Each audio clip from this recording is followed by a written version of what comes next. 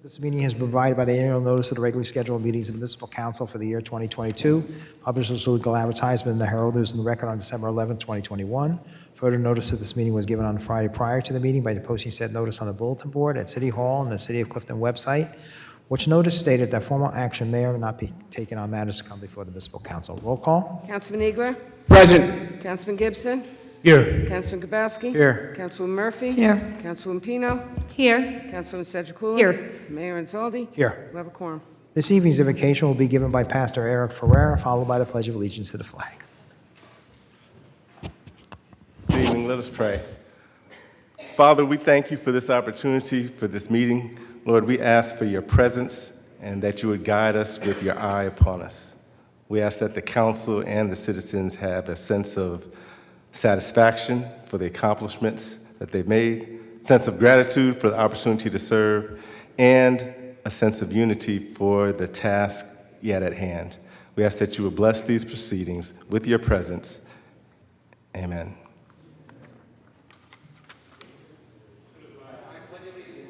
States of America, and to the republic for which it stands, one nation, under God, indivisible, with liberty and justice for all. Thank you, Pastor. We have two public hearings. One is a public hearing for Amendment B21-340103. This is a transfer of some unspent funds for CD. Does anyone wish to be heard on that? Mayor, if no one wishes to be heard, the public portion be closed. Is there a second? Second. Okay, and then next public hearing is for Community Development Amendment B20MW340103. This is part of the CARES Act funding. Does anyone wish to be heard on that? Here, Mayor, if no one wishes to be heard, I move the public portion be closed. Second.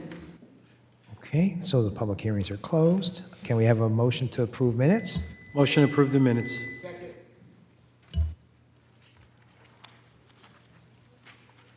Hearing no objections, so ordered. Petitions and communications. Communications submitted by the city manager.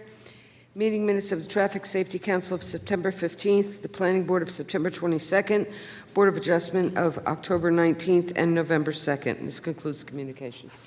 Communications are received and filed.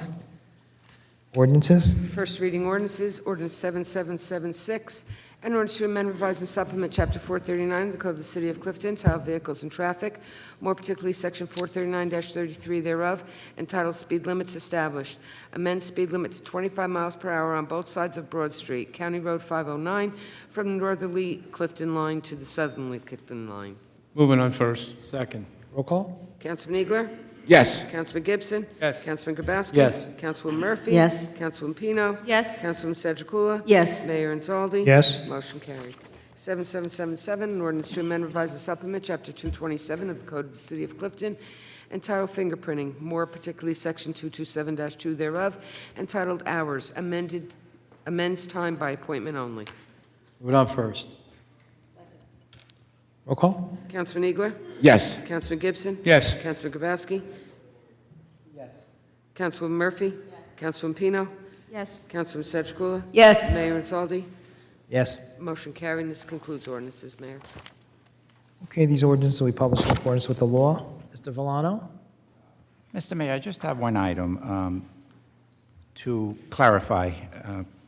I was asked by one of the council members as to how the Prime Point program was implemented. And just to give you a bit of a background, in roughly in 2015, the city, we had a similar program, but it really wasn't as efficient as we would like it. And the other item that we looked at in shopping for a new program, one of my concerns was that I wanted the money that gets paid to the employees to be dispensed, or to be the transaction begins from our bank and not having to give the money to another bank to make the payments. In other words, some of the other payroll companies, what they do is a few days prior to your when you have to make the payroll payments distributions, we, the city, would have to wire the money to their bank, and in turn, that bank will make the disbursement to all the employees.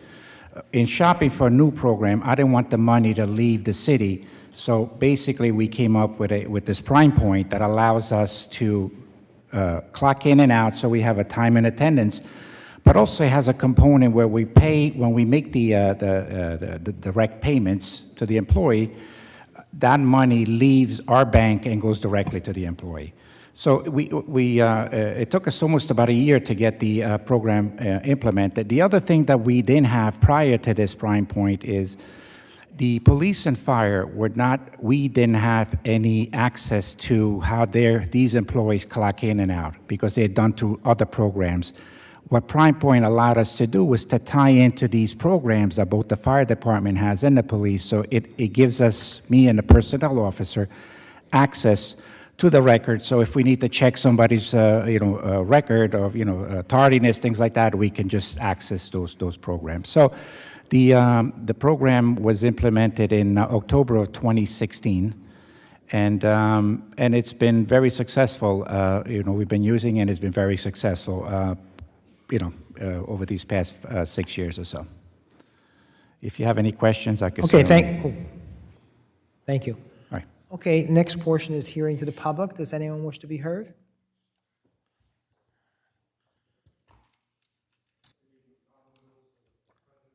Substance abuse. I want to start by just reminding everybody we just finished the month of October, which was National Substance Abuse Awareness Month. And I also want to say that a couple weeks ago, in conjunction with the Board of Education and the Community Policing Office from the Clifton Police Department, CASA put together a 5-minute video on the Overdose Prevention Act.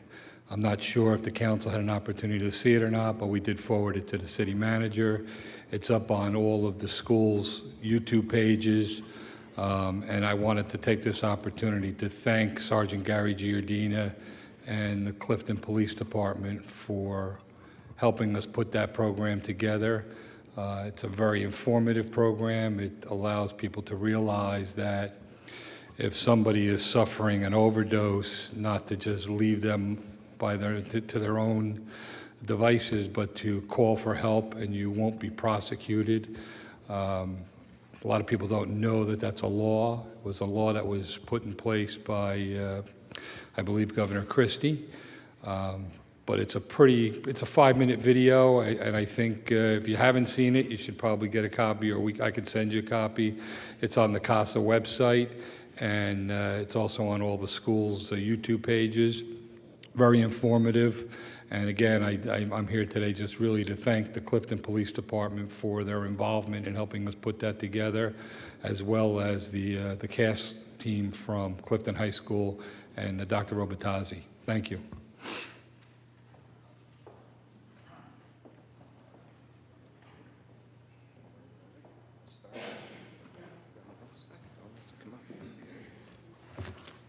Sorry, get my clock here.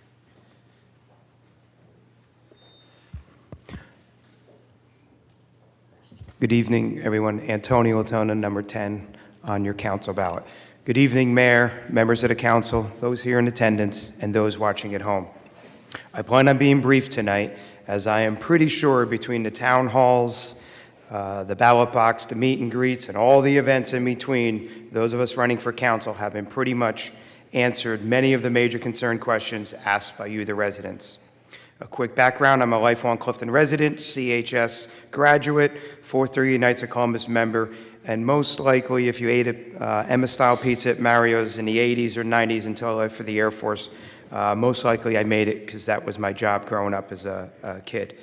As everyone knows, I'm running on my Contract with Clifton platform, drastic changes to our master plan and zoning laws to end all future high-density housing projects, because until first we stop the bleeding, we can't start to fix the problems.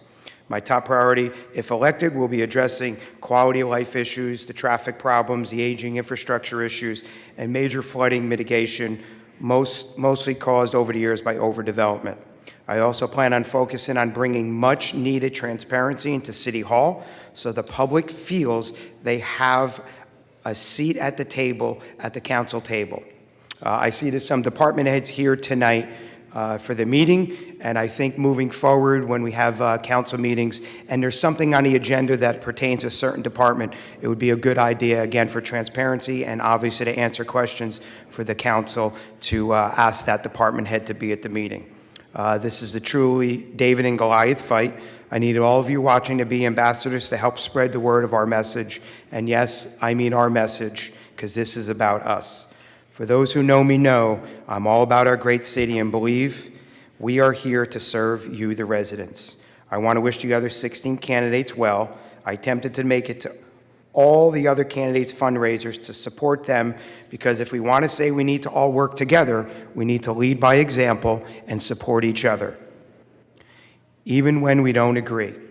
End of the day, all 17 of us running for council care about our great city. We all have sacrificed our personal time and family time, not only because we care, but because we all have something to offer and bring to the table to move our great city forward. From government experience to communication and environmental backgrounds, military service and leadership, public service, small business owners, corporate America, emergency services. That's a lot of talent we are all bringing to the table. So congratulations to all my fellow candidates for pretty much keeping this election professional and about Clifton issues. It's not only the right thing to do, but it's what the public expects from us. In closing, I'm number 10 on the ballot, and I am the only veteran running with now over 30 years of military leadership experience and problem-solving skills.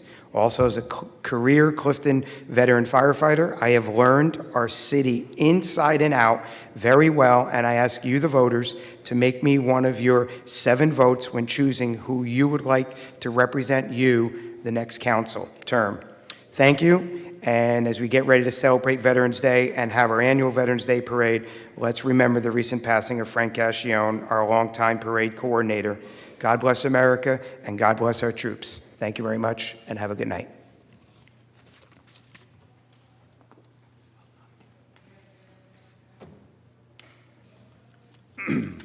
Good evening, everyone. My name is Joe Kloge. I live on McCosh Road in Clifton. I am also a candidate for City Council. I'm number 2 on the ballot. And I want to start by commending all the candidates this election cycle. There was no mudslinging. There was no misinformation. There was no dirty pool on the internet. There was no Facebook attacks. It was a much different campaign than 4 years ago. And I think that, as Mr. Latona had said, it's something to be commended in terms of the 17 people that are interested in serving our community. I'm here tonight to talk about one of the issues, which is going to be the 2023 budget and the challenges that it's going to be facing the next city council that will be sworn in on January 1st. By my estimates, we're going to be looking at somewhere between a $6.5 million to $8 million deficit walking into the 2023 budget. There's going to be no American Rescue Plan money that's available. That grant ended last year, or this year rather. There's going to be no ability to use 3-year averages for other revenue sources, as it's going to go back to collecting whatever was on the books from the year before as anticipated revenue. And what a lot of council members refer to as surplus mistakenly don't understand that the bulk of that is restricted surplus and can't be used to balance the budget. Now, of the $6 to $8 million that is going to be challenging us this year, we're dealing with some policy decisions that were made by the council over the past year that will account for roughly $2 million of that.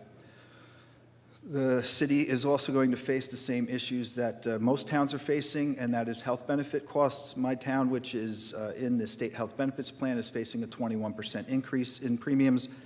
Clifton, if we're lucky, will hit somewhere around 10%, accounting for another $2 million. But I think by and large, and I don't mean this as a criticism, the biggest issue that's going to tip the scales in terms of trying to deal with next year's budget is the garbage contract. We were presented with a recommendation back in the summer, which seemed to have built consensus, and then a meeting or two later, it seemed the consensus wasn't there. So there was a delay with getting the bids down to the state and approved, and we finally advertised the contract this past Friday on the 28th. Now, most public contracts require only 20 days of advertising, and once that's done, you can open your bids, analyze them, and award. But garbage contracts are different. It takes 60 days before you can open a bid, which means we won't be able to open bids until December 28th, leaving us 2 days to analyze those results and award a contract if you decide to hold a special meeting before the end of the year. So in all likelihood, we're stepping into 2023 without a garbage contract in place. Now, the results of these delays are going to ultimately put us to the point where we're dealing with a tax increase on an average assessed house that can be anywhere from $220 to $270. And we all experienced that spike this year from the school district. What I bring to the table as a candidate, and if I'm fortunate enough to serve our community again, is I'm a certified municipal finance officer. There's less than 300 of us in the state of New Jersey. All 565 towns are required to have a licensed CFO. Municipal finance is such a complex and complicated set of rules that ultimately every year people sit for the exam, less than 30% of them pass annually. So one of the things that I can bring to the table on January 1st when sworn in is being able to help the other 6 council members understand the complexities that we need to deal with the budget, about dealing with multi-year budgeting, with stretching out the payments so that we can wind up not experiencing $220 spikes, but instead can be spread out over the course of 4 years. I would ask that the public please consider me as one of your 7 votes on November the 8th. And again, my name is Joe Kaloje, number 2 on the ballot. Thank you.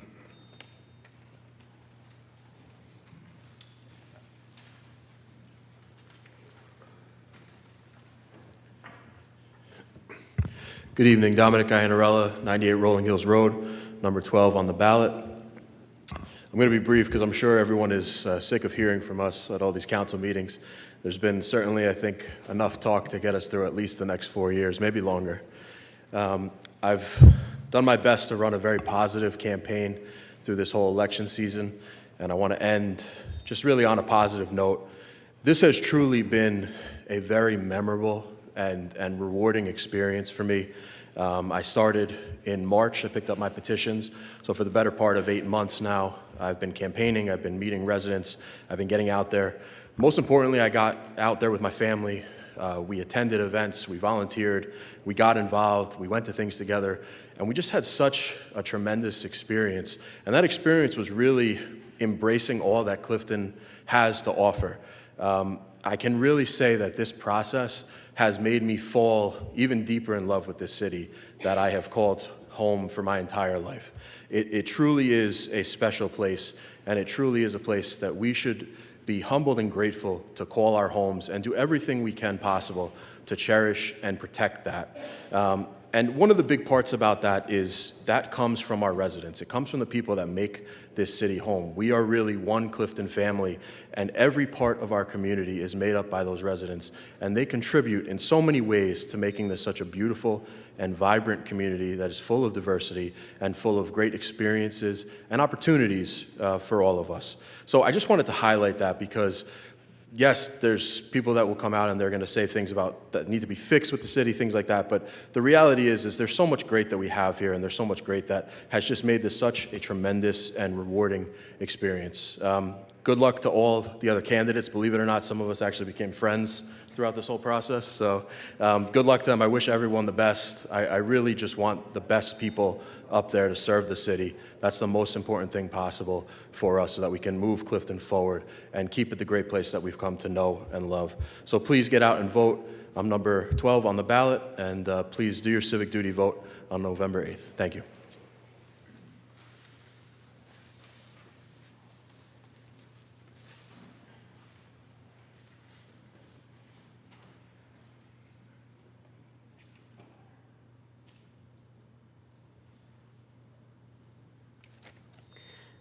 Good evening, Mr. Mayor, City Council members, city officials, and citizens of Clifton. My name is Frank Casper. I live at 54 Hutton Road.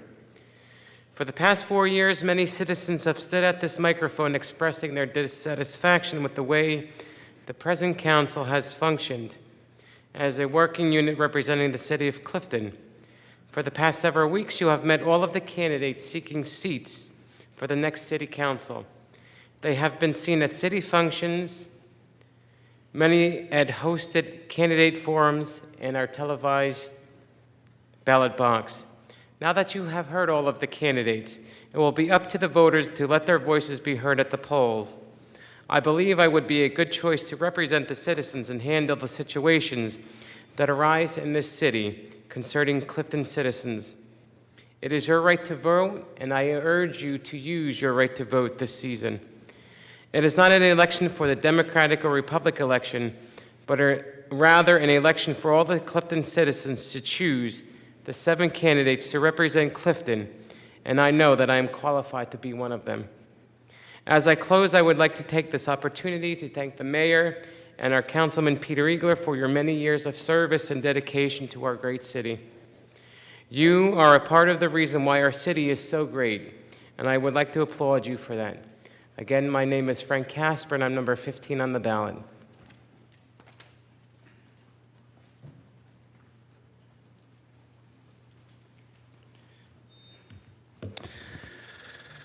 Chris Tomato, Merrill Road. It's 1 week until the election. For those of you who don't know by now, I'm number 13 on the ballot for City Council. This campaign process has been an incredible privilege. I'd like to thank everybody who signed my petitions, thank everybody who has shown support, thank everybody who's come out to all the many events. We all know that this time of year is jam-packed with events for all of us to go to and attend and be a part of our community, and it's been a really special few months. I've learned a lot about our Clifton residents in this time. Clifton people are blue-collar, independent, generous. They care deeply about their neighbors, their friends, their families, the environment, our veterans, our seniors, and our children.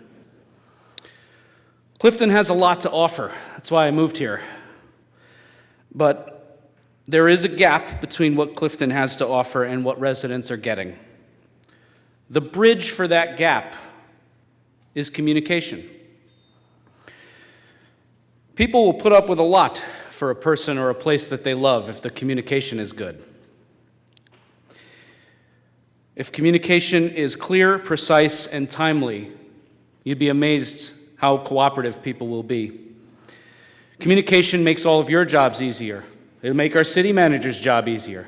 He's too busy running the city. He doesn't have time to be on Facebook and Twitter and sending out messages every time we close a road. Every time we close a road. And many times I've seen people in this room on the dais occasionally get defensive when someone comes up here and perhaps unfairly criticizes you because they don't have all the information. But again, that also falls on us as a city. The information should be available. It should be easy to access. It should be clear and precise. It doesn't have to be like pulling teeth for people to know what's going on around town. And there's intergovernment communication. It's not just about how we reach residents, but it's how we reach each other. One hand needs to know what the other is doing so that we don't close down Mount Prospect, Brighton, and Clifton Avenue all in the same week. Same day, that's right. You know, to all the voters out there, I'm going to break the fourth wall one more time here before the election and just say that the good candidates will tell you what they want to do. The really good candidates will tell you how they're going to do it. But in this last week, as you encounter us around town, I want you to focus on why each candidate is doing it. We all have something to offer. That's the what. So that's good. The how, I think some have done a better job than others at explaining the how, but we'll see how it all shakes out. That's up to the voters. But the why. I'm proud to say that I've been showing up to these meetings for years before deciding to run. I'm going to continue to show up after the election, no matter which side of the dais I'm on. And I would hope the same of all of 17 candidates.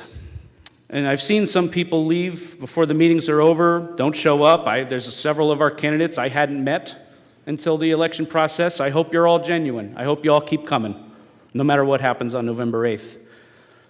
But Clifton's my home. My parents had a rough divorce when I was a kid, and I've kind of been looking for a place to call home ever since. I found it here. I found a great community. I've settled down with my wife. We've bought our first house. We're proud of our home. I'm proud of Clifton. I'm proud of this community. And no matter which side of the dais I end up on after November 8th, you're going to see my face. Clifton voters, you have a choice to make, but you're stuck with me because I'm going to keep showing up. And I'm going to keep coming. And I'm going to keep fighting for better communication. And I'm going to work with all of these people if they want to continue the work. Thank you all. I'm Chris D'Amato, number 13 on the ballot, chrisforclifton.com to read my what and how. Thank you.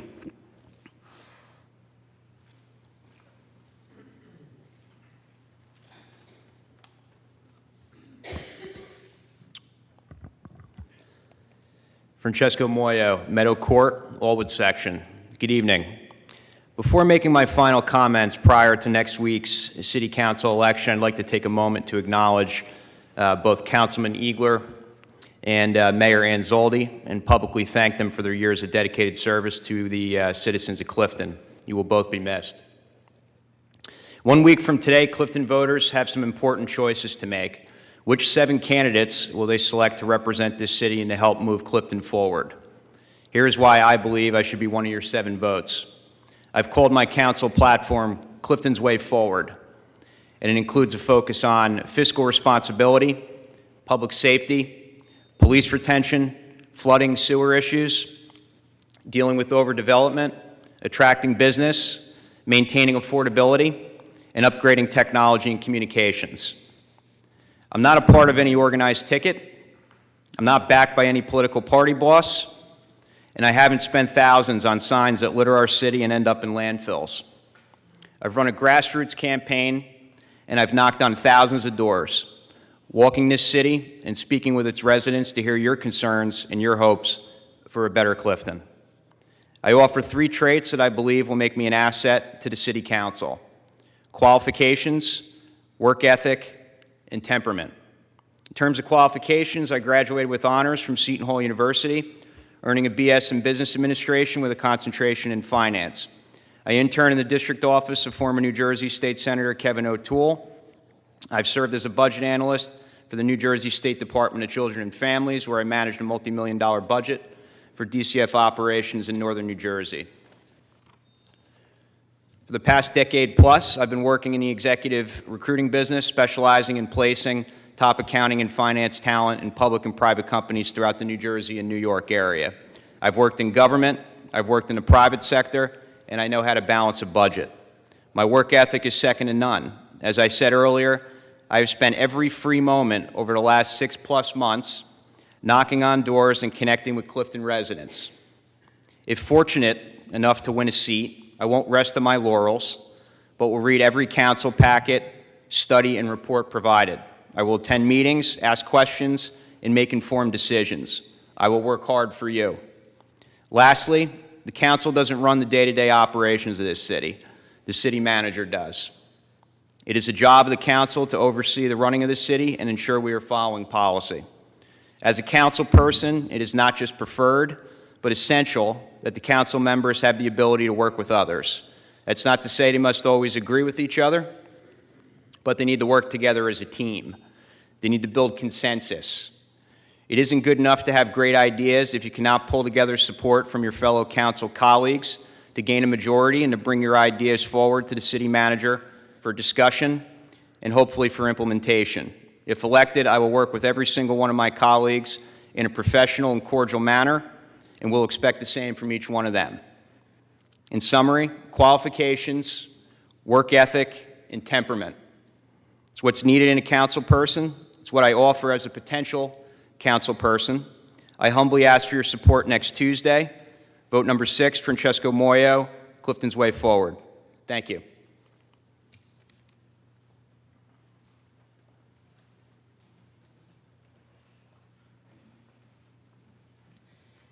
Miriam Wegg, Lori Lane. Hi, my name is Miriam Wegg, and I am number 3 on the ballot for Clifton Board of Ed. Before I start, I want to take a minute to thank everybody who's gotten to know me over the past few months. I've met some incredible people, both current members of the council as well as the Board of Ed, and the candidates. So this has been an incredible experience getting to know some true mentors and role models. In terms of my background, I moved to Clifton 8 years ago with my husband and 4 boys, soon to be 5. I was a computer science major in college and worked as a software developer until a few years ago when I went into management and was recently promoted to senior manager, running several teams that total 50+ engineers. I'm passionate about all things STEM, and I know firsthand how important it is for children to learn these skills early on, especially for those who may not have a chance later on, including minorities, women, and children in special education. My day-to-day includes project management of the various engineering projects, as well as managing our overall budget and spending to make sure we're focusing our efforts in the right places. I have to write proposals, check project estimates and budgets, and work to gather all stakeholder input to make sure projects run from start to finish successfully, on time, and within budget. Part of this assessment is figuring out where a quick Band-Aid approach is better and where an entire overhaul will actually be less costly in the long run. These skills will make me a great addition to the Board of Ed. Understanding large budgets and how to make the money go as far as possible, working with others to get the project through to completion, and strong communication to keep all stakeholders, who in the case of the Board of Ed include parents, teachers, and other members of the Board of Ed, in the loop and up to date on all aspects of the project. I look forward to having the opportunity to use these skills to enhance our school system. Once again, my name is Miriam Wegg, number 3 on the ballot for Clifton Board of Ed. Thank you.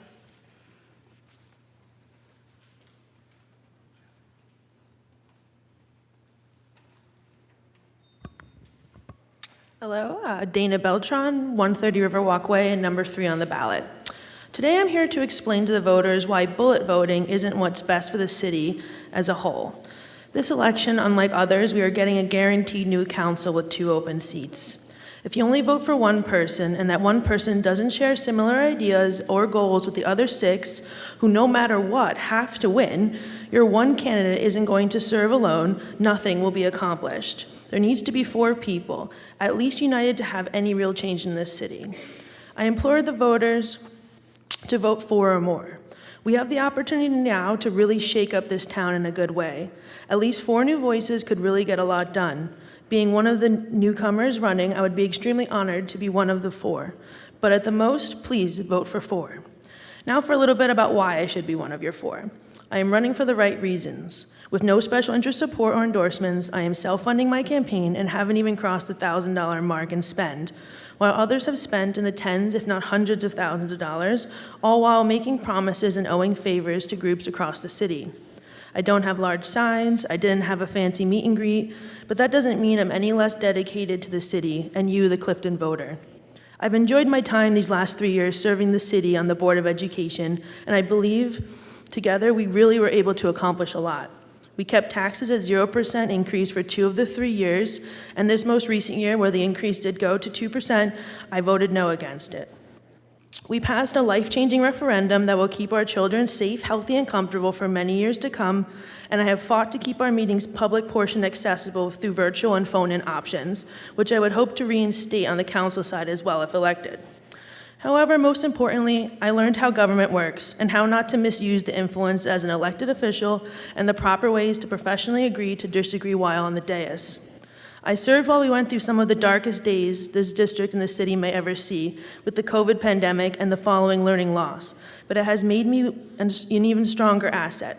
My voting record during this time shows I will not participate in groupthink, that I will always vote my conscience even if others are pressuring me to vote otherwise. All of these skills and experiences, coupled with my skills and experiences from my professional business life, will, in my opinion, make me an extremely well-balanced councilperson. Again, I am number 3 on the ballot. Please visit my website, danaworksforyou.com, to read a little bit more of my vision for the city. Off to work we go, and thank you in advance for your support. And if you'd like a last-minute, modestly sized lawn sign, please reach out. Thank you.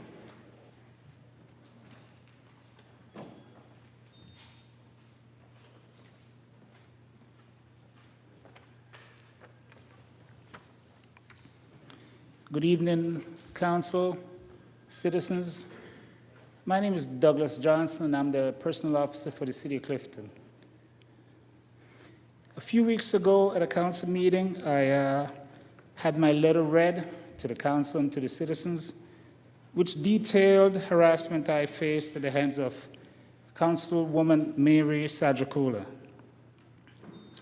But after that meeting, the councilwoman saw it fit to go on Facebook, other social media, to come after me again with the same false narrative she had posted in the newspapers. So I figured let me address it one more time for the council and for the citizens.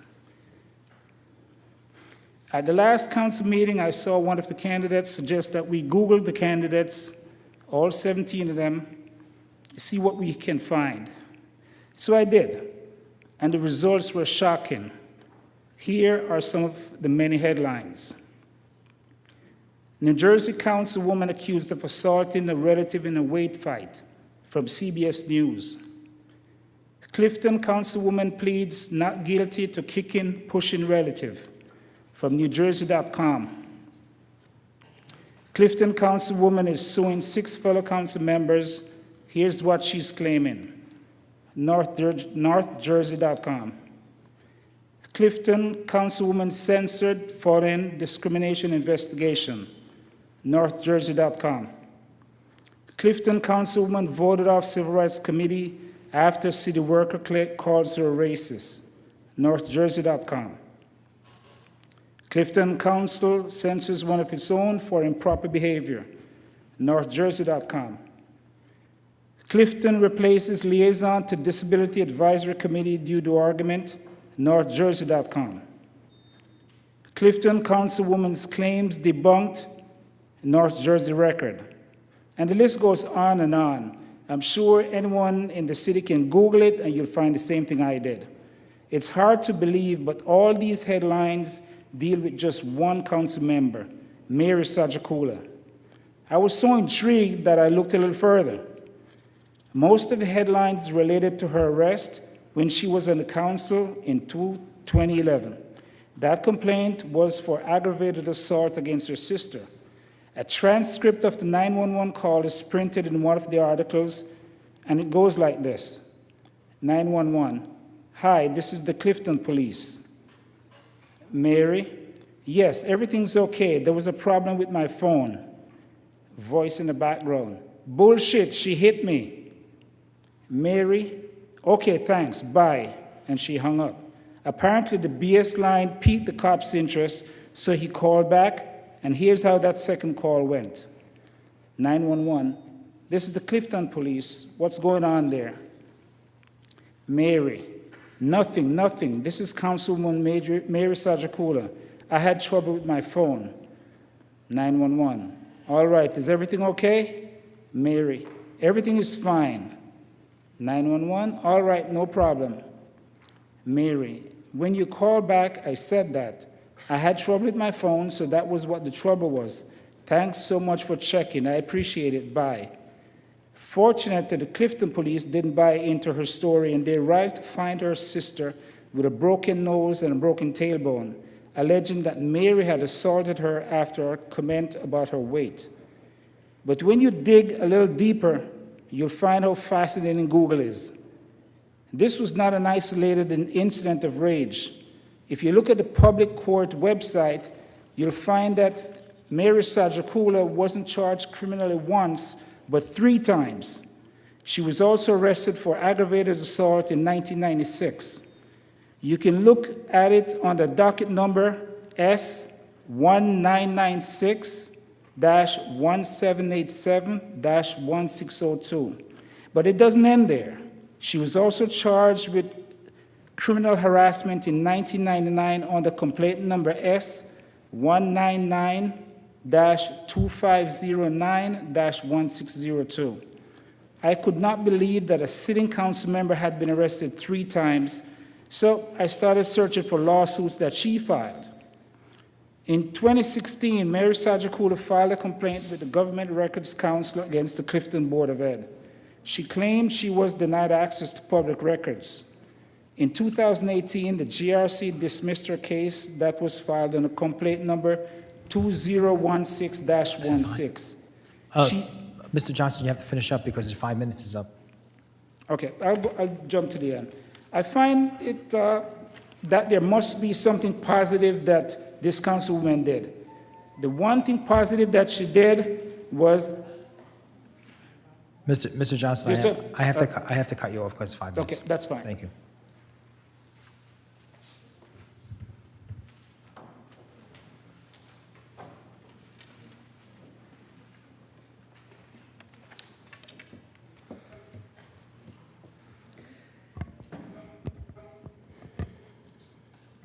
Dr. Alessia Aramo, 35 Merrill Road, number 4 on the ballot. Good evening, council members, city manager, and Clifton voters. I couldn't miss this last chance to ask for your vote and tell you what I will do for you, because this is about you, the voters. This is about you choosing the people that will advocate for you, who will be your voice, who will lead Clifton into the future in a way that works for you and your families. My slogan is simple: I will work for you. That is my goal in running for office. There are several things I want you to know about how I will be accessible to you if elected. First, I'll replace this name tag with one that says council member. When I'm out, I want you to know who I am and to tell me what's on your mind, because I'm someone who can do something about it. I'll visit businesses, community groups, and neighborhood organizations. I want to keep learning and hearing your suggestions. I will have councilwoman hours. In college, professors have office hours when their students can drop in for help. You will know where to periodically find me to come chat. It may be at a park in the summer, it may be at the Grand Saloon in the winter. I'm going to keep my website, alessiaforcouncil.com. Please check it out if you haven't yet. And through it, you will be able to contact me directly with your concerns. I will also share what's going on with the city government.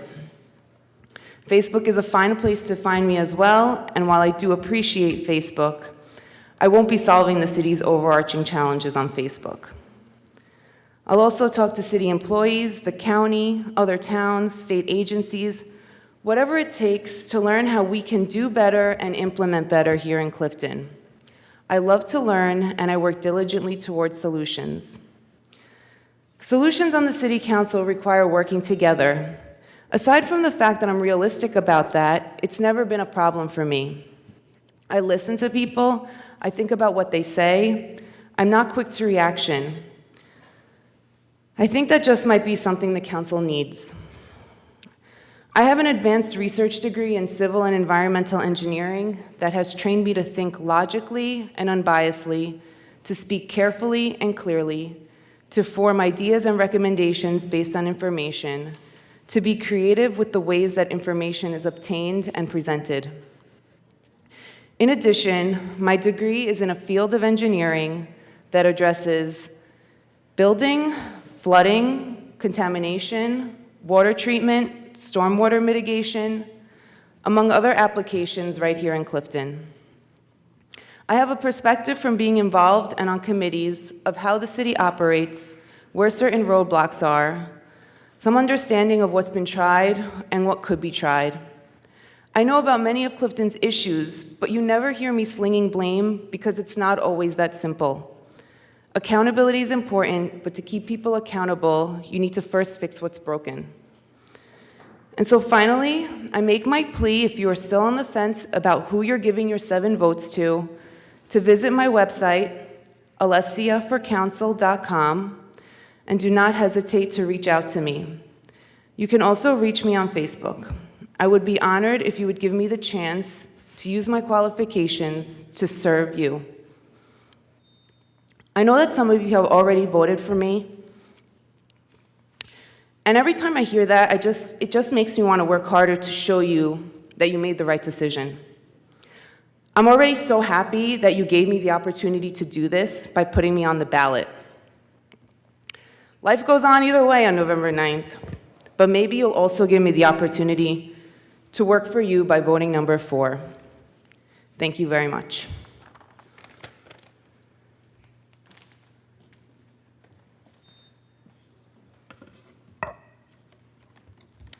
Hello, City of Clifton. It is I, Samantha Bassford of Mountain View Drive, number 8F on the ballot for Board of Education, here to use this free opportunity to speak to you all.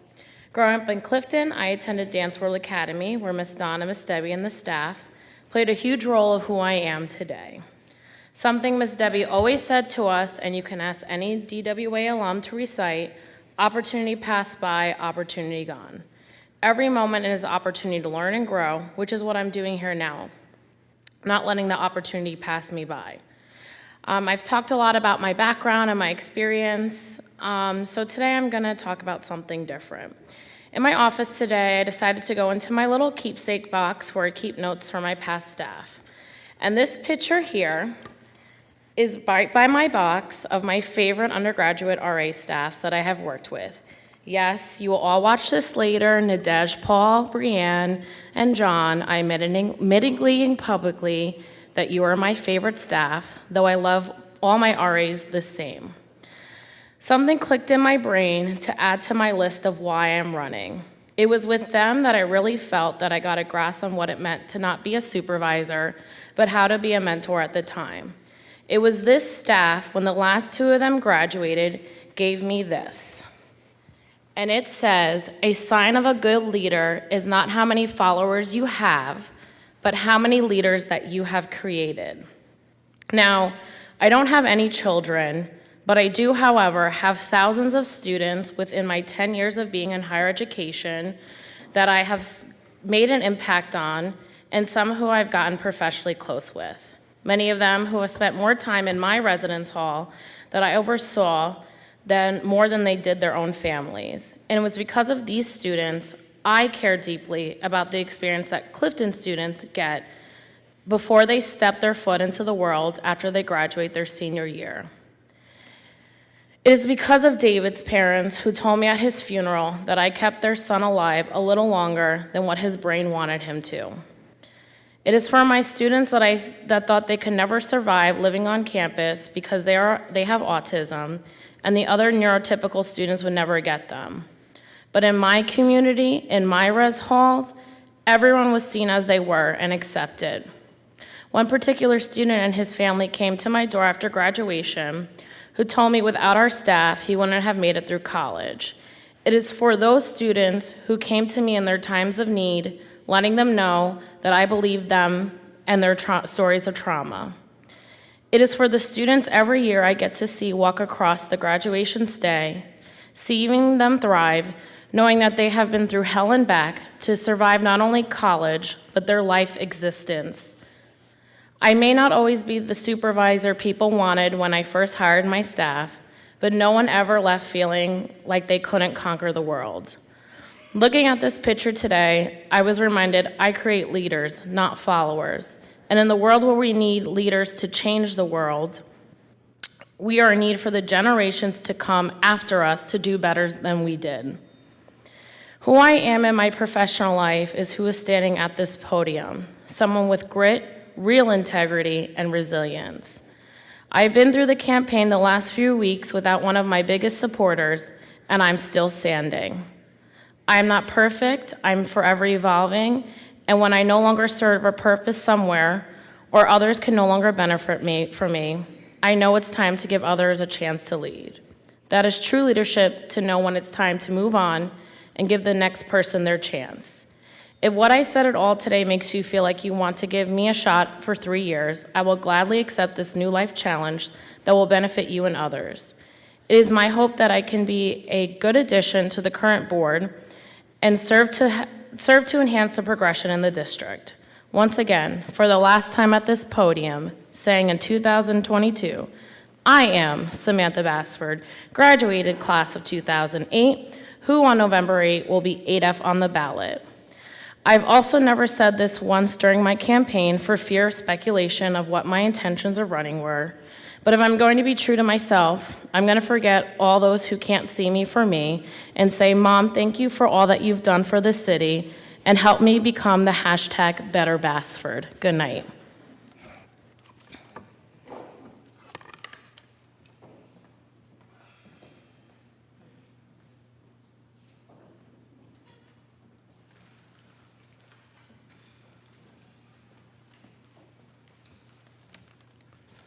Good evening, Steve Goldberg. And I brought my house today, and I really want to talk about people inside my house, meaning me. And I debated whether I was even going to bring up this topic, because no one else has. And what can I say? As the son of a Holocaust survivor and the son-in-law of 2 Holocaust survivors, I promised them whenever I saw hate, I will call it out and call it out loudly. The opposite of love is not hate, it's indifference. The opposite of art is not ugliness, it's indifference. The opposite of faith is not heresy, it's indifference. And the opposite of life is not death, it's indifference. And I want to talk to you about your indifference and the city's indifference. You know, everyone's concerned about harmony this election. Certainly I am. I even added that last H, home, health, happiness, hope, and harmony, my fifth H. Yes, I'm concerned about harmony on the council. Oh my God, we had a 6-1 vote. Oh my God, you saw what was on Facebook. But you know what's more important to me? Harmony among citizens. I find it so disappointing that barely anyone of you, many of the candidates, have no problem commenting on harmony on the council, on who will get along with who, but yet when it comes to community harmony between citizens, I hear crickets. As a matter of fact, no, I hear the exact opposite. I see handshakes, I see endorsements, I see placement on teams. A person hijacks the Board of Education and makes comments that are best mistaken and at worst fabricated lies, and no one has a problem with it. Even the State Ethics Commission commented that the comments made were offensive and hurtful to the Jewish community. You know, usually when someone makes comments on ethnic cleansing, yeah, that's pretty hurtful. Oh, and you don't have to trust Steve Goldberg about this. Trust 4 major international Jewish organizations, ZOA, Stand With Us, Lawfare Projects, Deborah Foundation. They all came to Clifton and said what's going on in Clifton is wrong. But yet, no one has a problem with it. Just like no one has a problem with high school graduation turned into a Mideast rally. But let's talk about how everyone gets along up there. It's extremely fortunate for the community that despite resident outcry and my own outcry, there is still not a Civil Rights Commission, because I would be the first online claiming the entire council violated my civil rights. Let's be clear. This is not a freedom of speech issue, not even an issue of meritus of claims. But when local politicians choose to hijack and abdicate their responsibility and inject geopolitical issues into the running of a school board and perhaps the council, then indeed they have crossed the line. How is this going to end up? 2 biggest populations, the Arab population and the Jewish population. How do you think this is going to end up, Clifton? Not very well. All local politicians should concentrate clearly on local issues. But unfortunately, some have not. And if they don't concentrate on local issues, then it's up to you to speak out against it. If there's anything I have shown voters is I will not be indifferent to wrongs going on. Please consider me number 8 on the ballot. Thank you.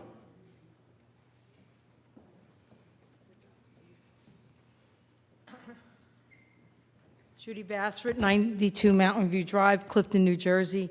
And no, I cannot drink the water from the tap. I cannot drink the water like everyone else in this city. I have to drink bottled water.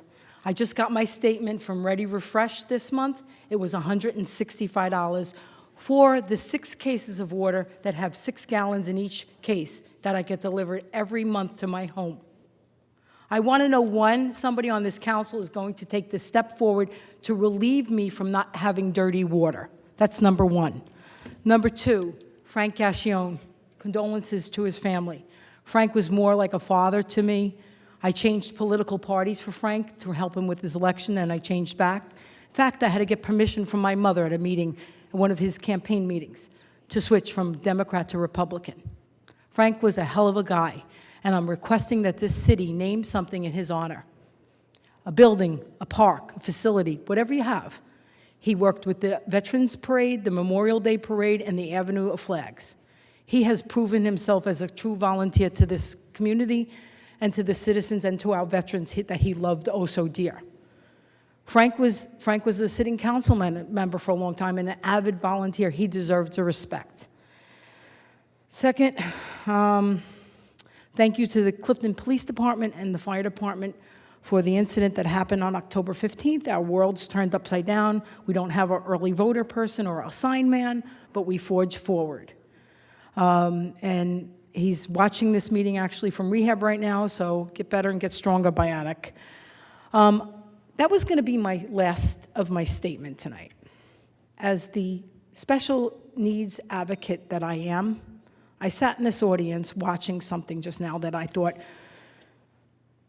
this moment, this night, in this council chambers was the lowest of low. You have a person sitting in this audience that was shaking uncontrollably because a statement that was read. Now let me ask you out there in the audience, you couldn't see it because the camera is on this and not what's out there. Shame on that, because I just sat next to that person. Let me ask you, every one of you in this audience, do you never have a problem with family? You never have an incident at your house with a family member? That something gets misunderstood or misinterpreted? And as I was sitting next to that person, not one of you looked at me. That is what I call being a coward and being a bully. It was a setup tonight. And that's what I'm going to say. Shame on all of yous. You couldn't bring anything bigger than that? You had to pick on somebody with developmental disabilities? Shame on you. For the public out there, you didn't see what went on in this audience. I did, because I sat next to the person trying to calm her down. And I asked her to leave the room, and she said, no, I'm going to sit here and support my sister. I think this is disgusting that you have to come to this level of doing this. You couldn't get her on her record. You couldn't get her on her whatever she was going to do. And her record, what she's done. Last year, they did it to me. When I lost my brother, they called me a witch. Let me tell you something. If I was a witch, those people that did what they did to me wouldn't be here. They'd be all toads. I wish I had mystical powers, because I would change the ugliness that rides over the city like a dark cloud every day, that I have to drive into this city ashamed that I lived here. Tonight, I am ashamed to live here, what went on in this audience. Everybody's entitled to due process. Correct, counselor? Everybody's entitled to due process. That letter that was read into record at that meeting was not investigated before it was allowed to be read into record. Due process, and every one of you will be held accountable. When I go to sleep at night tonight, I sleep well knowing that I defend people, innocent people that have no right to be picked on. That thing read tonight out loud picked on a person sitting in this audience. Shame on you for allowing that to happen. I would have shut it down. I would have been looking on my phone. I would have shut it down. That's going to be your legacy, what you did to people. Hell ain't going to be mine, because I'm going to lift people up. Go, Mary. Go, Mary. Good night.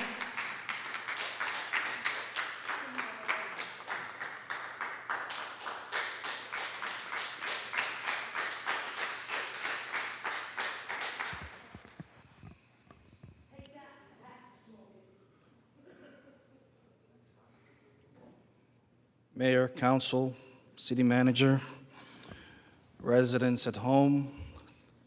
My name is Tafari Anderson, and I'm one of your candidates for city council. I was going to tell Ms. Bassford she left her water, but I think it's good that she left her bottle, because I wanted to kind of use this as an example that this is not a kumbaya moment. This is not about let's be friends, let's get together and vote in our friends so we can do what we would like to do. This is about making the tough decision to select leaders. During my time on the Board of Education, I have never seen a personnel matter being discussed in public. That's where true leadership comes from. There's a push to change this government by the political operatives in this town. Why? City Managers Act works. It's a great tool. Everywhere else that it's in existence, the city flourishes. Personnel matters should go to the city manager and should never be brought to a public discussion. On the point of the City Managers Act, ladies and gentlemen at home, I want you to understand something. I am not the warm and fuzzy guy. I'm not here to be anybody's friend. I'm not on anybody's team. I'm running because I want to represent you. I want to advocate for you. As a special needs advocate, I have helped many, many kids over the last 20 years, advocating for what I believe is right for both sides of Main Avenue. It didn't matter where the kid came from. If they were on the east side of town or not, they received the equal representation. That's not what's happening today, not with this council. Did I mention that I'm not the warm and fuzzy guy? I'm not here to be anyone's friend. Leadership is from the heart. Not everyone's born a leader. They could take the title of being a leader, doesn't make them a leader. We have a lot of issues facing this upcoming council. It's been mentioned. Whether it's the issue of brown water, whether it's the issue of overdevelopment, whether it's the issue of our law enforcement, this council has had many, many opportunities to fix the issues of law enforcement, providing a safer community for our residents. And out of the blues, they claim they have fixed the problem. The problem is not solved. It's kicking that can down the road.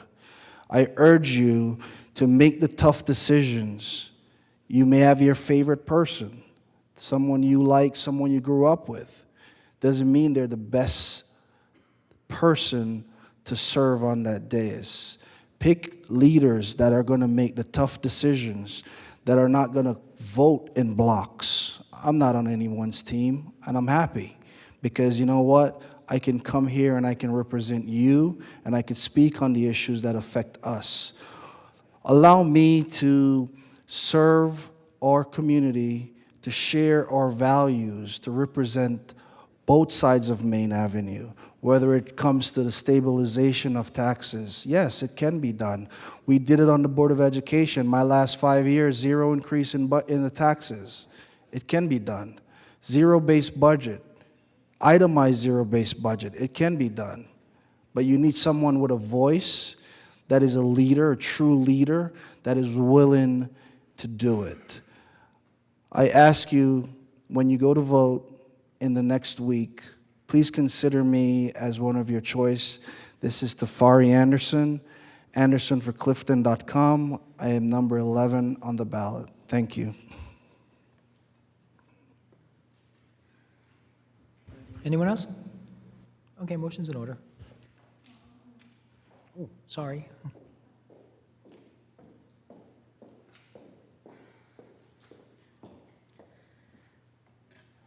Hello, City Council and everyone else here. My name is Jacqueline Mestri. I live in Valley Road. I was born and raised in Passaic, where my mother, who Mr. Anzaldi knows very well for more than 40 years.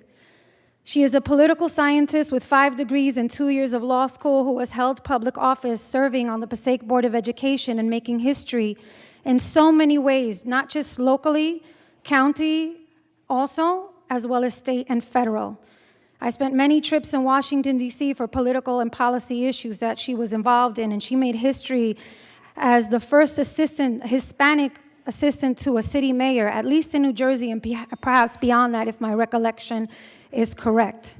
I would not be my mother's daughter if I did not step up here to say what I feel led to say, because I had no intention of approaching this dais right now, and I'm actually shivering because I am quite nervous. I'm incensed, but I feel the need to come and speak here because I left the area in 1998 and I've moved back a few years ago living in Clifton. This is the first election for City Council since I have moved here, and I knew it was my civic duty to find out about all of the candidates running because I know none of you. And some of the things that I found researching on the Nextdoor app and on Facebook led me to find out about a situation that involved Ms. Mary Sadrakula.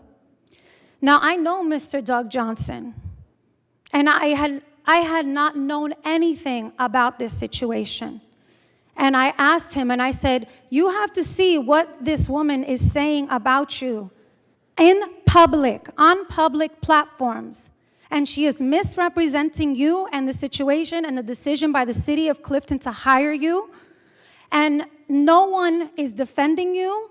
No one who was on this council who voted to remove her from the Committee of Civil Rights after that letter being read is defending you and stating why they agreed with what was said about the accusations about Mary Sadrakula, and not saying why they chose to vote her off that committee. And I said, and she's got her people out there spinning what happened and pointing you as being part of a sweetheart deal that this city put together. So I am the one. This is not a setup, what he came and did here. I called Doug Johnson, and I advised him to write a letter and to address the council and for the citizens of this city to know what is out there about Mary Sadrakula as far as being a racist and why she does not deserve to sit on the city council. Now, he did not get to express that in full detail here, which is why I chose to come up here and set the record straight. Because again, this is not a setup, this was not planned. I called him to inquire, as I have of other people in this city, about who's who. And when I found that out, I found it to be disgusting, and I was appalled. And like I said, she does not deserve to sit on the city council, and that is why Doug Johnson is here. And I speak to the voters in the city of Clifton, of whatever persuasion you come from. Do your research as I did to find out what I did, and exactly some of the things that Mr. Johnson stated are for the world to see. And vote your conscience about what is right for this city, for the future of this city. And again, my name is Jacqueline Mestry, and you can look my mother's name up, Trini Mestry, who is a true champion for justice. And I'm grateful to be her daughter and to have had the courage to stand here and address some of the comments that have been said here and to stick up for my friend, who is so overqualified probably for the position that he has. And this city should be grateful to have him in that position as personnel director. And that's my 2 cents.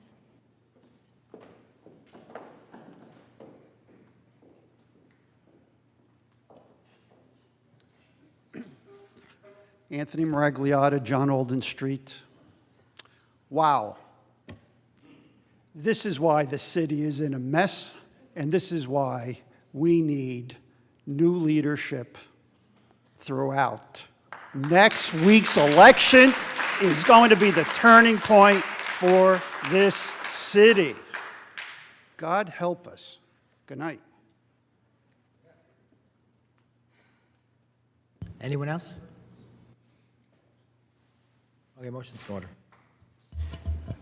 If no one else wishes to be heard, I move the public portion be closed. Second. Okay, the only thing, Nick, is Ms. Bassford brought up about the water on Mountain View. I haven't heard any complaints recently, but have you gotten any? Mr. Mayor, what needs to be done on Mountain View Terrace is that they need to replace or clean those lines. They are the worst. If you look at the map that Passaic Valley brought us, they are the worst within the city. Flushing hydrants is not going to solve that problem. I think a cleaning or a cement lining of the pipes or replacement of the pipes is the only solution to the problem that they're experiencing in that area. So when that water... I have reported this to the Passaic Valley to look into Okay, because with the man when he was here speaking about the new executive director or whatever... I have the title is. reported it several times. Okay. Recently and also going back. Okay, so recently, maybe we can get an answer how soon they're going to work on that one area. Okay. Okay, I forgot, who's first tonight? I went first. Oh, Rose, your turn. First. Good evening, everyone. First, I'd like to begin by giving my condolences to the Gassion family. It's a great loss for the city, and thank you for all your contributions to the great city of Clifton. Also, I wanted to say congratulations again to the Theater League of Clifton for yet another wonderful show that was put together on Sunday, the Great American Songbook. Outstanding job. Thank you to everyone who came out to support. Again, just also to remind everyone, we have early voting going on right now from 10 to 8, and on Sunday from 10 to 6 until Election Day on the 8th. Now, thank you to all the speakers who came out, and I like to hear the candidates who said why they're running. So in keeping with the spirit of that, I like to share as to why I, 4 years ago, decided to run and why I have decided to run for re-election. So I've already shared some of my qualities and some things about me. I'm a homeowner in the city of Clifton. I am currently, my husband and I are raising children here in the city. I believe we're in a great time of our lives. Our children are in an age, they range from 5 to 24, and our children are in kindergarten all the way to the high school. So we are in a time of our lives that we are young enough to keep after them, and young enough for them to think we're cool enough for them to teach us and keep us abreast with the times. So I thank my family for that, but again, that's something that I bring to the table on this council. I have my degree in finance from Rutgers University, and I think the last 4 years has proven and shown my leadership skills. It's no secret that this is a divided council, but if you have watched my time on this council, I am the only council member here who has been able to work among this divided council. And that's because I understand that in order for this to work, we have to leave our differences at the door. So Ms. Basford, I don't know if you left, but I forgive you for that blank statement you made earlier that this was a setup by all of us and shame on us, because I can tell you I knew nothing of this. This was no setup. And let me remind all of you, 4 years ago, I myself was attacked. Someone on this day is actually the weekend before the election, went around and put on all my lawn signs, big and small, Republican, Republican, Republican, Republican. Not that it matters what my affiliation is, right? Because this is a nonpartisan race. There is no parties when it comes to politics, regardless if you're getting endorsed by the fact of the matter, this is nonpartisan, but these individuals went around putting Republican signs up, I guess, in the efforts to get the Democratic voter not to vote for me because some people vote line. Either way, my husband and I went all night and we took out these stickers. Guess what happened the next day? We came back and all our signs were cut in half because they were nervous. And my campaign team was upset. But you know what I said? We're gonna take a page out of Michelle's book. Michelle Obama, yeah, we're on first name basis here. When they go low, we go high. And that's what we did. We didn't attack back. But they're sitting here right now, and yes, I know it was them. But that's okay, because that's what leaders do. We move forward, okay? I am passionate. I am passionate in what I believe in. I will see it through the end. Now, why am I running? Yes, all these qualities, I bring a lot to the table, but the main reason why I'm running, and Mayor, if I go off, I promise to make it brief. I'm running because I have a debt that I still need to pay to the city of Clifton. So some of you have heard my life story. I am the kid from Midtown Grill who the mayor, without even realizing, I was watching him as he was politicking with, at that time, the council at that time, and this young girl was very impressionable, and she was watching, and how full circle it is today. As he reaches his twilight years, the little girl who watched him is here saying goodbye. But I thank the mayor for that. But there's also another man that I don't know what's going to happen next Tuesday, but I'd be remiss if I don't say his name on this dais. And that man is James T. Larkin. Who is James T. Larkin? I'll tell you who James T. Larkin is. James T. Larkin is no longer with us. But he's a man that Rosemary Pino met at Midtown Grill when she was a young kid. And he took a liking to her for some reason. And when she dropped out of school and became pregnant and as a teen mom and needed some guidance, this man, who by that time, like I said, took a liking to her and was always telling her, you have to finish school and go to college. And when he found out that I was a teen mom and had to drop out, I remember we were at IHOP at Route 3, and this man, who is no relative of mine, cried. He cried because He believed in me. And sometimes that's all we need is someone to believe in us. And you know what he did for me? He took this girl, he took her under her wing, and he set me up. And he never asked for anything in return. He was, by that point, maybe 40 years my senior. And most people would think, what was he trying to do? No, he never did. And one day I asked Jim, I said, why are you doing all this for me? You know nothing. And you know what he said? Someone once did it for me, and I am paying it forward, and that's what you're gonna do. 3 months after my daughter was born, Jim passed. I never got a chance to say, thank you, Jim. I never got a chance to say, I love you. But I did make a promise that I will forever honor his name, his legacy, and I have a debt that I can't repay him, but the city that he loved, that he lived in, I will repay that. And in his honor, 7 years later, I named my son Larkin. That's why he has that last name, Larkin James Pino, in honor of James Larkin. So, am I running? Because I have a debt to James T. Larkin, to the city of Clifton, who took this young girl and said, we believe in you, you got this. And here we are, Jim. We made it. Thank you. I wish you all a beautiful night. Get home safe and beware of dogs. Good night.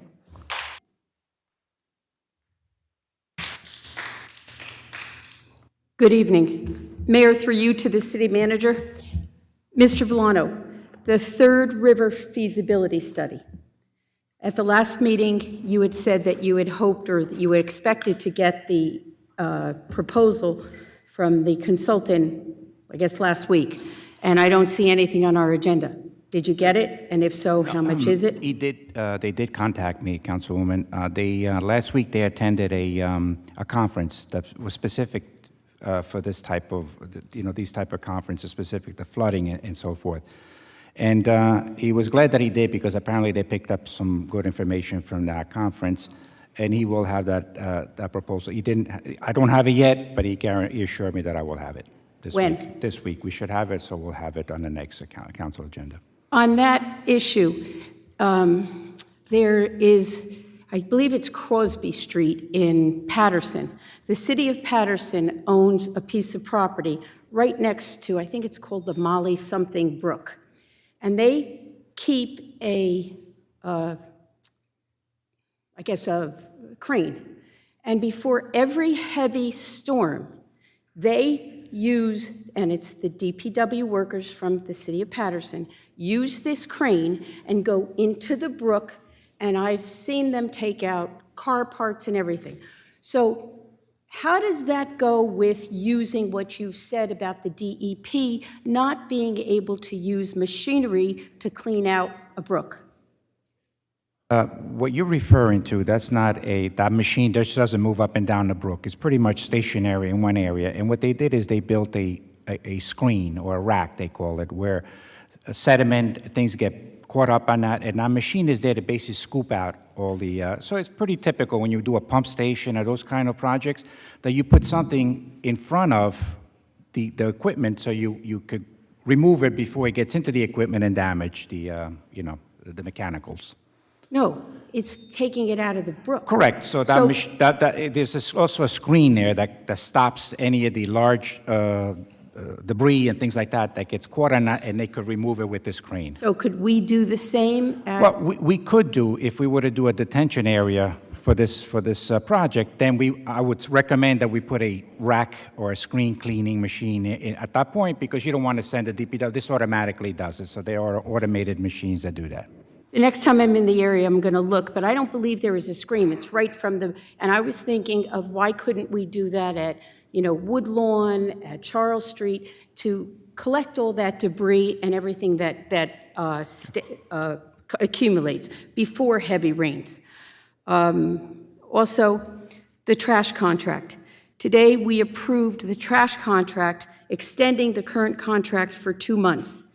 It's going up almost $400,000. So what that means is the next council will be voting on the garbage contract. Not this council, the next council. The bids, I believe, are due December 28th. We also learned tonight that our PERS contribution in 2023 is going up $1.2 million. That's over 2 tax points. So it's going to be a difficult year, difficult budget. Tonight, if you didn't watch the work session, I suggested that the CFO and the city manager set up budget meetings early on in the new tenure of the new council, because the new council is going to have a lot of work to do. Mr. Villano, also, the noise. I know we're still getting complaints. I believe this past weekend, excuse me, I'm not talking into the mic. This past weekend, there was another incident on Valley Road off of McCosh. Or have all our police been notified and told that they can use the disorderly persons? The police chief sent a directive out explaining that. Okay. And it's sad that, 2 o'clock in the morning, we have parties that wake people up in the winter with windows closed and everything else. So I do hope that that helps. And let's see what else. Lastly, Carol, I love you with all my heart.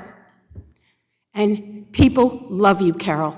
So don't let it, please don't get sick tonight. Please, I beg you, please, please. All right.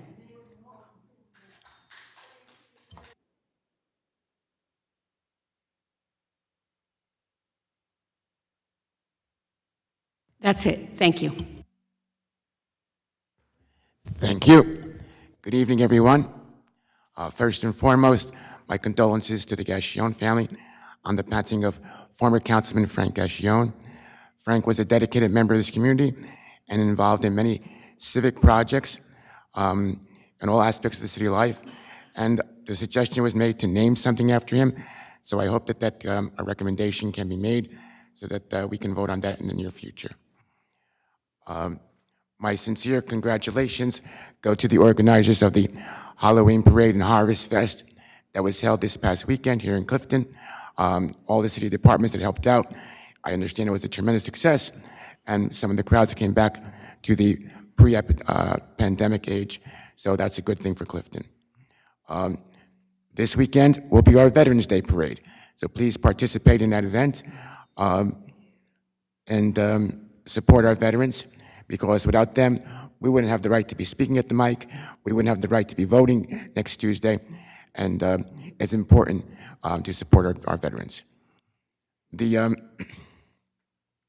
This weekend, we also turn back the clocks. So the hour that we lost in the spring, we will gain back this weekend. So turn your clocks appropriately back 1 hour when you go to sleep on Saturday night, or if you're one of that group like to stay up to 2 o'clock to do it, whatever you find it easier to do.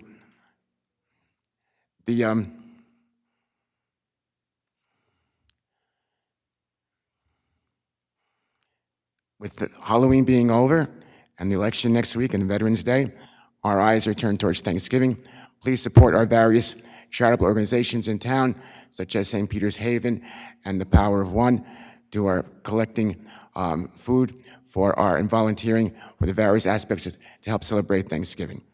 I'll have to talk about that the next weekend. And through your mayor to the city manager, the Senior Advisory Board met this afternoon, and there was a concern, so if you could look into it.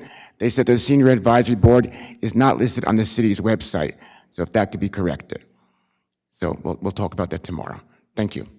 Also now, the election. Well, it looks like the Kumbaya campaign, looks like the tires came off the wheels tonight. And it's a week to go for Election Day. It was bound to happen sooner or later.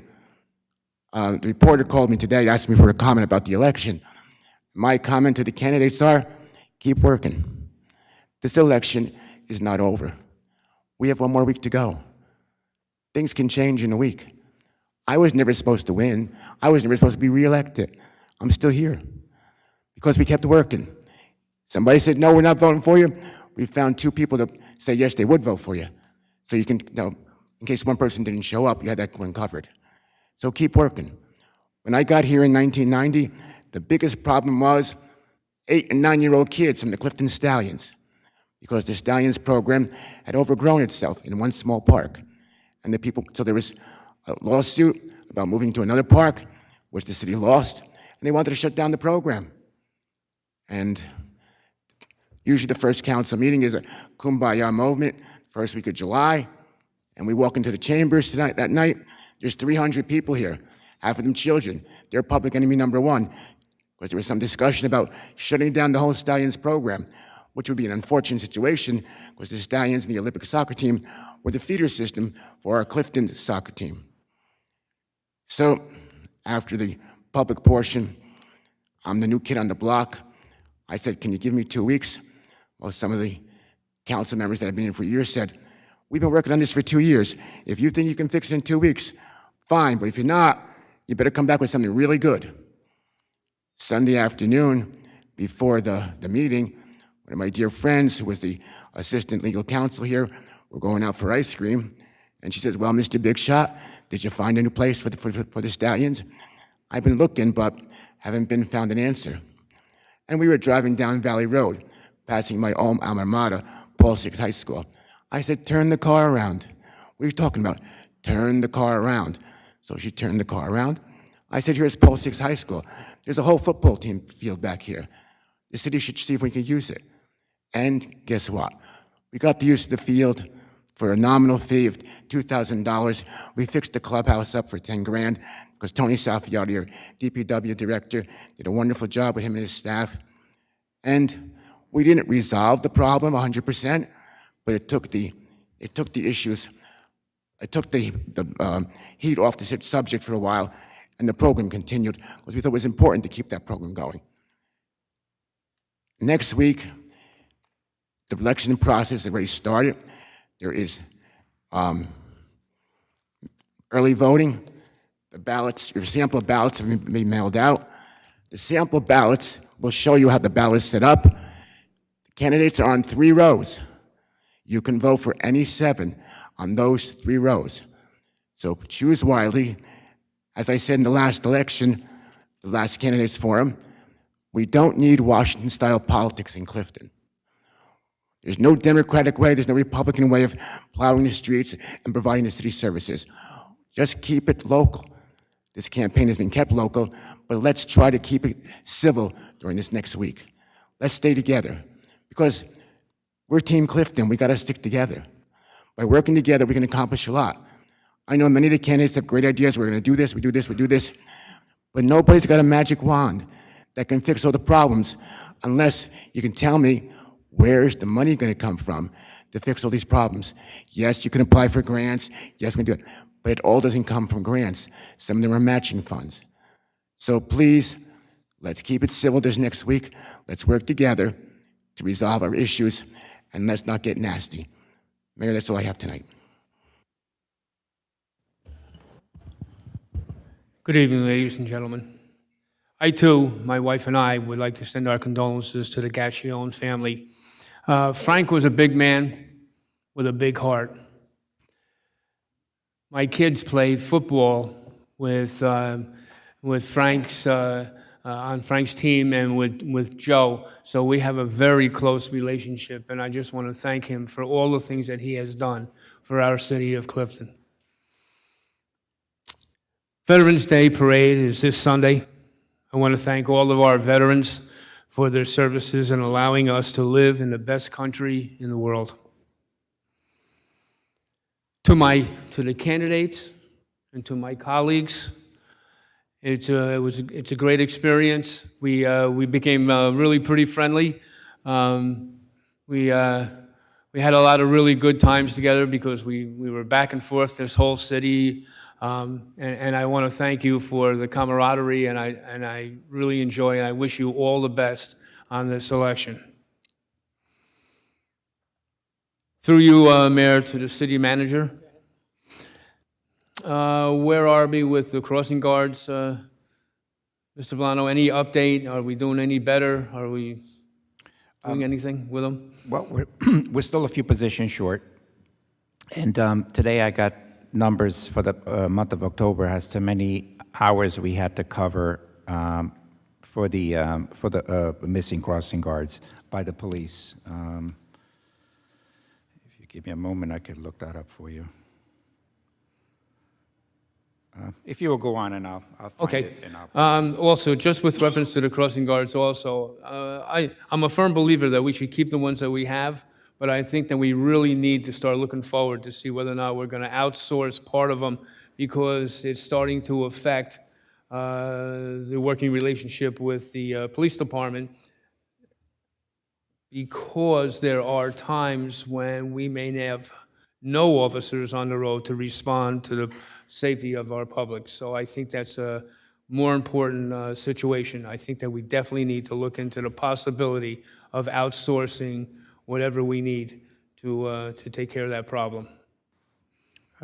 Through you, Mayor, Councilman, I stand corrected. I believe as of today, we've filled all those positions on the crossing guards. So we've obviously hired, all the slots have been filled. So as of today, we filled those remaining positions. And as of the month of October, we had 56 hours of straight time and 84 hours at time and a half. To date, year to date, we stand at 547 hours of straight time and 820.5 hours of time and a half. Okay, I'd be interested to find out what the total number of, what the total amount of money that would be. But I'm just, just have to keep an eye on that issue, because it definitely affects the public. In addition, I want to thank the Clifton Recreation Department for an outstanding, probably the best Halloween parade, Harvest Fest I have seen. And I just want to thank Debbie Oliver. I want to thank our commissioners. They did a magnificent job, and all the way down the line. Our DPW, our police department, our special officers, they all worked together, and it was very successful, to say the least. Okay, coming up this week, I just want you to know that our Clifton High School football team will be playing Friday night at PCTI for the, I think it's the second round of the playoffs. Also, our soccer team will be playing tomorrow at 2 o'clock. We're going to be playing Passaic Tech, and I think it might be the semifinals also. So I just want to wish all of our sporting teams all the best. They're a great bunch of guys, and let's support them. It's a great day to be a Mustang. And I think that's all I have. Thank you. Thank you, Mayor. My condolences to the Gassion family. Of course, as always, we'll find some way to honor his memory, some dedication, or feel like we've always done for any past council person that has passed on. Frank will be greatly missed. I ran in elections with Frank a few years ago, got to know him really well. You know, we're at the end of 8 months of a grueling campaign. Done a lot of things, been a lot of places, and like it's been said before, a more diverse group of candidates I don't think ever was. We got to know each other pretty well. Some of us became pretty good friends, and at the least, we've all become friends, which is a great thing, and everyone brings something different to the table. This is the last meeting for the election. Of course, we know that we're losing two of the wisest council members and mayor that we've ever had on the city council. You know, obviously Mayor Anzaldi and of course Councilman Peter Eagler, who I've known since I'm a kid. These two have served the city really well, and I've sat next to the mayor all this time, and I've learned so much from him about city and government, and it takes a while to learn government. So that being said, the election is next week. It's an important election.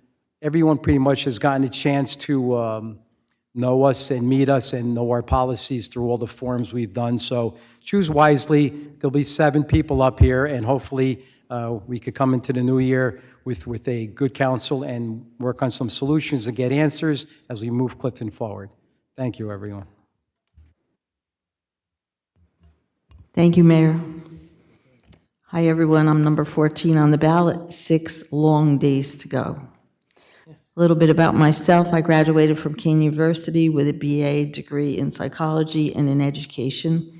I worked for the Board of Social Services most of my life for 34 years. And while I was there, I spent my time helping people. When I retired, I was asked to be the director of a nonprofit in Patterson called the Passaic County One Stop. My staff and I help people from all over Passaic County who have gone off track in life, and we help them to get back on track by getting their GEDs, getting some of them into college, or helping them get training to get a real career. This council has achieved many things over the last 4 years, even though everybody keeps saying we haven't done anything, but we have. And I still feel that many of the residents feel that Clifton is still a great place to live. Some of the things that I was instrumental in moving forward were the substation for the health and the police department, improving our parks and playgrounds, and getting pickleball courts, police, getting the police raises, fought homelessness and kept it to a minimum, kept municipal tax increases to a minimum, made improvements in Botany Village, and many more.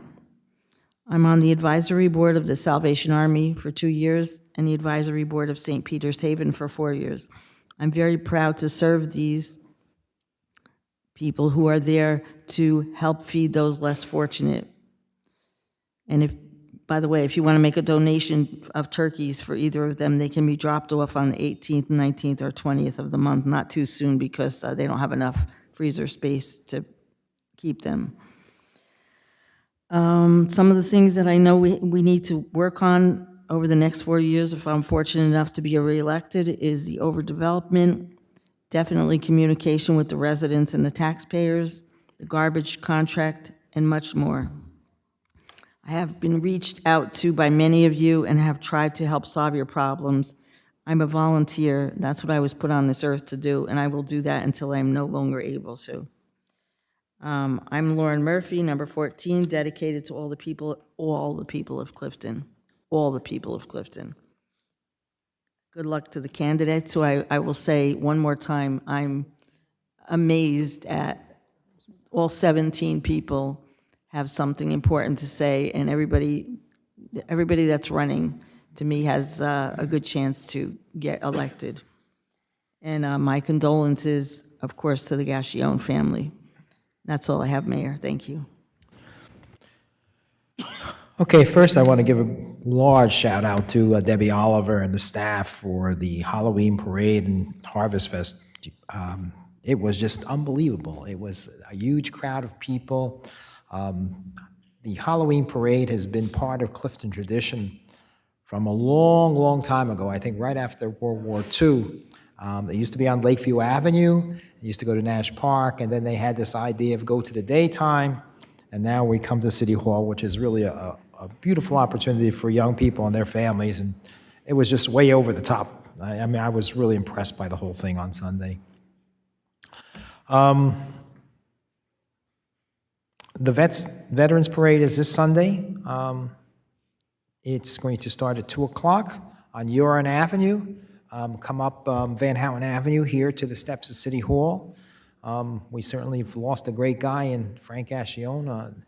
It's a big, big loss to the city because he's been really great with the parade, both the Veterans Parade and the Memorial Day Parade. And his service in that area to the city has been wonderful, besides the service he had as a councilman and all the other charitable things that he's done for people who are homeless and people who are hungry.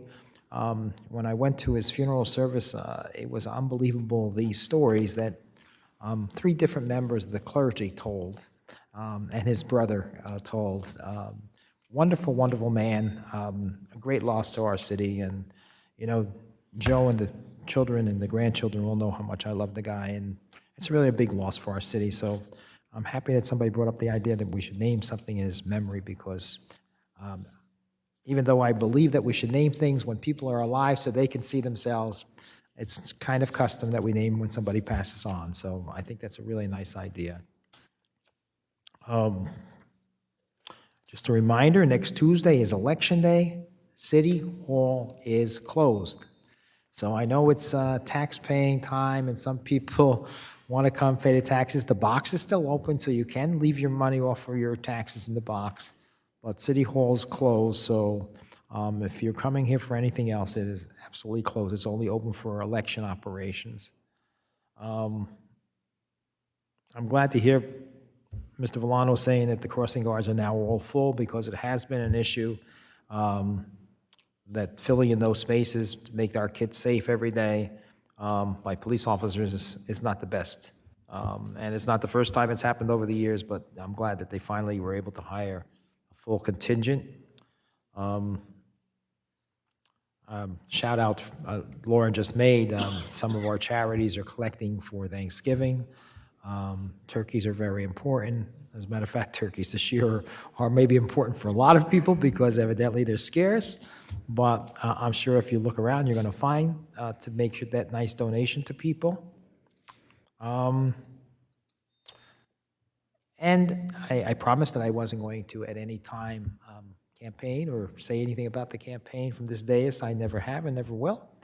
But my advice to everyone, all 17, is this saying that I've had up on the wall for a long, long time, and I think it's something, if everybody tries to follow, that it would be a good thing, just to try to make, that's the direction of your service to the city and to its people. And basically it says, I may not be able to solve all your problems, but I promise you, you won't have to face them alone. That's a very important issue for everybody in public life. You need to embrace people, even when you have to tell them, no, I can't help you, at least be there with open ears and a closed mouth. Sometimes you have to open your mouth, but in the sense of being a good listener, it's probably the most important thing for anybody in public life to do. And something that has been successful for me, and I hope I can carry that to you, because after January 1st, there is going to be some changes, automatic changes that we know, and everybody has their own opinion what the change should be, but let us hope, and I always do this, the people of Clifton, New Jersey are very intelligent, wise voters, and they've done a very good job over the years in selecting their public leaders.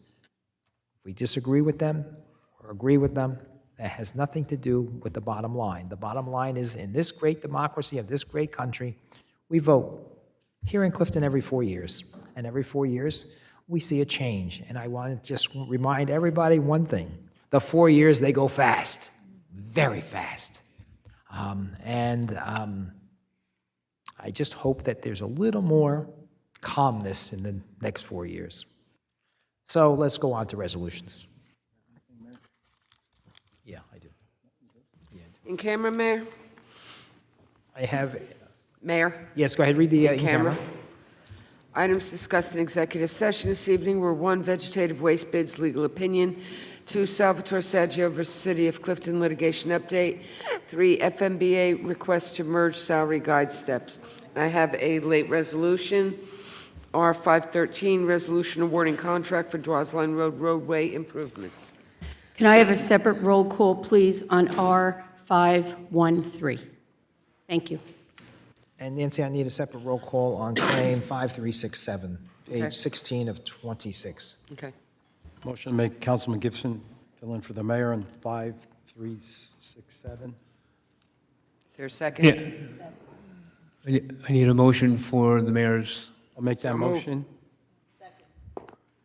roll call. Councilman Eagler? Yes. Councilman Gibson? Yes. Councilman Grabowski? Yes. Councilwoman Murphy? Yes. Councilwoman Pino? Yes. Councilwoman Sedgwick-Lula? Yes. Mayor Rinaldi? Abstain. Motion for our resolution 513? I'll make that motion. Second. Councilman Eagler? Yes. Councilman Gibson? Yes. Councilman Grabowski? Yes. Councilwoman Murphy? Yes. Councilwoman Pino? Yes. Councilwoman Sedgwick-Lula? Let the record show I stepped off the dais. Abstain. Mayor Rinaldi? Yes. Motion carried. Motion for the group? Motion to move the group. Second. Roll call on the group. Councilman Eagler? Yes. Councilman Gibson? Yes. Councilman Grabowski? Yes. Councilwoman Murphy? Yes. Councilwoman Pino? Yes. Councilwoman Sedgwick-Lula? Yes. Mayor Rinaldi? Yes. Motion carried. Motion to adjourn? Motion to adjourn. Second. Adjourn. 3 more to go.